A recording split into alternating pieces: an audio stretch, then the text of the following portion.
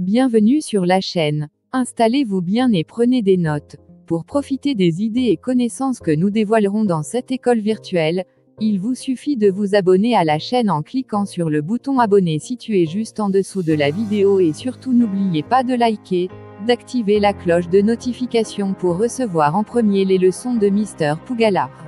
Comment offrir de faux ancêtres prestigieux comme Shaka Zulu, Ramsès II, aux esclaves noirs pour mieux les fidéliser à la docilité. Selon Lynn Shoemaker, de Jean-Paul Pougala, la meilleure manière d'avoir la docilité des nouveaux civilisés africains, c'est de les amener à avoir honte de leur identité, de leur culture, de leur environnement et de leur passé.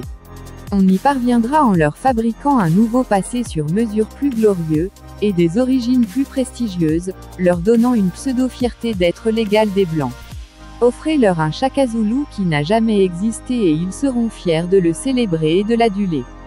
Donnez-leur Ramsès II, qui méprisait les Noirs, sur un tableau authentique, et ils seront fiers de l'honorer comme leur ancêtre. Dites-leur qu'ils descendent tous de très prestigieux ancêtres égyptiens et ils sentiront moins dure leur soumission. Et la meilleure manière de le faire, c'est que ce soit dit par ces nouveaux civilisés africains eux-mêmes, Africanizing Anthropology, écrit par Lynn Shoemaker. Avant de dire que vous êtes fiers de descendre des pharaons égyptiens, demandez-vous de qui vous tenez l'information et si cette personne avait suffisamment de moyens financiers pour mener en toute autonomie ses recherches pour le découvrir et l'affirmer.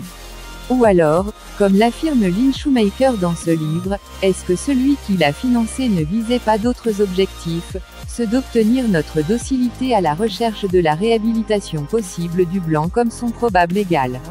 Pourquoi pour certains intellectuels africains, épouser une femme blanche est vécu comme un trophée, faisant d'eux les potentiels égaux des blancs?